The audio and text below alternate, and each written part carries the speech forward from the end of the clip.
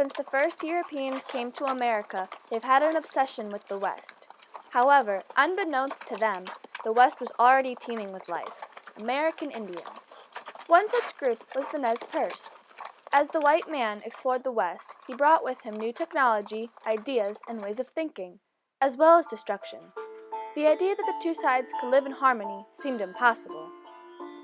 In September 1805, Nez Perce scouts spotted Lewis and Clark along with the Corps of Discovery. The two sides exchanged food, horses, and weapons. However, the peace between the U.S. and the Nez Perce did not last.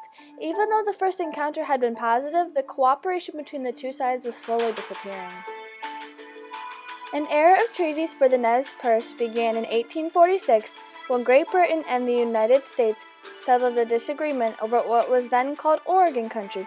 With this settled, Americans began exploring the land west of the Mississippi River, bound for Oregon and Washington territories, as well as California. In early 1848, gold was discovered in the Sacramento Valley, which prompted the expansion and exploration of the area, consequently moving many native tribes off their homelands. In 1885, Governor Isaac I. Stevens met with representatives of the Nez Perce and other tribes. After tense negotiations that lasted more than a week, the Nez Perce gave up 7.5 million acres of land.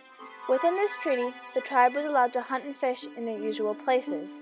This lasted for only 5 short years, when gold was discovered within the Nez Perce lands in 1860. The U.S. government decided to shrink the land of the 1855 treaty by 90% and claim 5 million more acres of land in 1863, moreover showing how the white man had brought destruction to the native population. With homeland stretching through parts of the Northwest, the Nez Perce do not have a central government. Divided into bands, each band has a chief for everyday matters. One of the largest Nez Perce bands was headed by a man named Joseph. He was named after his father. Shortly before his father died in 1871, he told him, "Always remember that your father never sold his country." Joseph remembered this well at an encounter with U.S. officials years later. With the death of his father, he was chief of his band, whose home was the Wallowa Valley. Wallowa means land of winding waters. The isolated Wallowa drew little attention from settlers and miners, but a confrontation was building. In June 1876, a rancher in the Wallowa killed a Nez Perce man. Over the next few weeks after the encounter, tension built, and the U.S. government, who had been trying to buy the land of the Wallowa Valley, used this to build its case. In the fall, Joseph's first real test as a chief came. He met with a special presidential commission led by Oliver Otis Howard. The commissioners demanded that Joseph give up his home, but remembering the exchange with his father years earlier, he could not. The meeting was not the last. The encounter led to the whites exploring just how much they could push the natives around, and how much effort they were willing to put into gaining the land.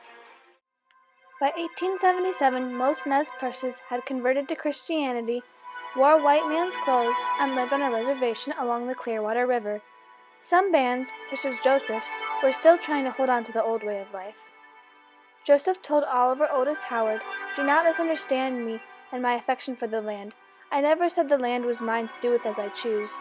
The earth is the mother of all people, and all people should have equal rights upon it." General Howard replied, "We do not wish to interfere with your religion, but we must talk about practical things. 20 times over you repeat that the earth is your mother. Let us hear no more, but come to business at once." Over the next several months, Joseph avoided moving his band to the Lapwai Reservation because he had no land there. His home was still the Wallowa. Other bands who did not have land inside the proposed borders also refused to move. In mid-May 1877, another council was held for all bands who rejected the treaty to explore how best to enforce it. They chose Tohuhu Zota to speak for them. The more Howard pressed him, the harder he pushed back. He told Howard, "I am not going on a reservation." After those words, Tohuhu Zota was taken by the arms to a guardhouse.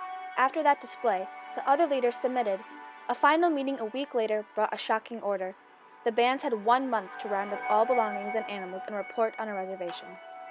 With this, any hope of continuing peace between white and Indian would have been foolish. They had finally been pushed too far. On June 14th, bands led by Joseph, Tohuhu Zota, and Whitebird gathered up all they could and started out for a traditional camp just beyond the reservation. Early the next morning, 3 men rode out and killed 4 white settlers and wounded another. When they returned, more warriors set off to kill more settlers. During the next 2 days, 14 more settlers were killed. The exchange of gunfire led an amazed Howard to send for several hundred more reinforcements. Along with Captain David Perry, Howard set out to protect the towns of Grangeville and Mount Idaho. Perry learned of the Nez Perce camped nearby at Whitebird Canyon and chose to attack on June 17th. In less than an hour, the exchange was over, with the Nez Perce having killed 34 soldiers, while they only suffered 2 wounded. By mid-June 1877, it was clear the Nez Perce and the United States were at war. 72 years after their meeting with Lewis and Clark, the peace was over. What happened next is one for the storybooks. The Nez Perce, knowing they could not return home, made a daring run for Canada. No other tribe had done this. The battles that followed became known as the Flight of the Nez Perce. Joseph and the other chiefs outfought and outran the U.S. Army for 15 weeks, exchanging gunfire multiple times. Looking Glass led the Indians up into the Bitterroot Mountains, hoping to join their allies, the Crows. When the band got to Montana, Looking Glass led them up to a plateau surrounded by mountains called the Big Hole. He told them that Howard was too far back to worry them. Colonel John Gibson, however, was not. He and all his available soldiers set out on the unknowing Nez Perce. At dawn, on August 9th, his force attacked. Between 60 and 90 were killed, and the remaining warriors drove Gibson from the camp. The Nez Perce moved on, still hoping for refuge from the Crows. They were mistaken. The Crows were working as scouts for the U.S. government. The Nez Perce's world was all but gone. They knew of Sitting Bull finding safety inside Canada's borders and started north to join him. Late in September, after crossing the Missouri River, the Nez Perce had gone 1,500 miles. Now Canada was a mere 40 miles away. While the Nez Perce camped on the Snake Creek near the Bear Paw Mountains, with General Howard 2 days behind them, all seemed in their favor. Their exploration was looking to be successful. Colonel Nelson A. Miles, however, had been pushing his troops east to intercept them. Colonel Miles held the Nez Perce under siege, destroying all hope of reaching the Canadian border. Miles opened negotiations under a white flag, after holding them for 5 days. Joseph was selected to speak at the encounter. On October 5, 1877, Joseph's famous surrender speech was given. "I am tired of fighting. Our chiefs are killed. Looking Glass is dead. Tulhoot Zoda is dead. Hear me, my chiefs. I am tired. My heart is sick and sad. From where the sun stands, I will fight no more forever." I have heard talk and talk, but nothing is done. Good words do not last long unless they amount to something. Words do not pay for my dead people. They do not pay for my country. They do not protect my father's grave. Good words will not give me back my children. Good words will not give my people good health and stop them from dying. I am tired of talk that comes to nothing. Joseph and his people were marched first to Bismarck in the Dakota Territory and then put on a train to Fort Leavenworth, Kansas, where they spent a horrible winter and summer, suffering heavy losses. They were told they could return home, but they could not. They were exiled 2,000 miles away in Oklahoma. Joseph worked tirelessly to bring home his people, and he did. In 1885, the Nez Perce were the first tribe to be allowed to return home. As close as they could get, anyway.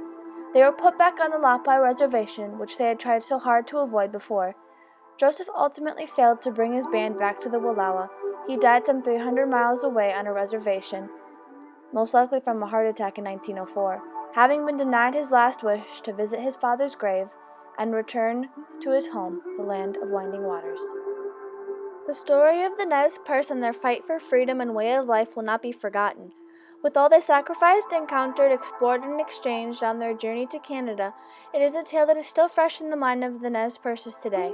The journey west brought the American Indians new ideas, technology, along with devastation, but through all that, the story will not be lost.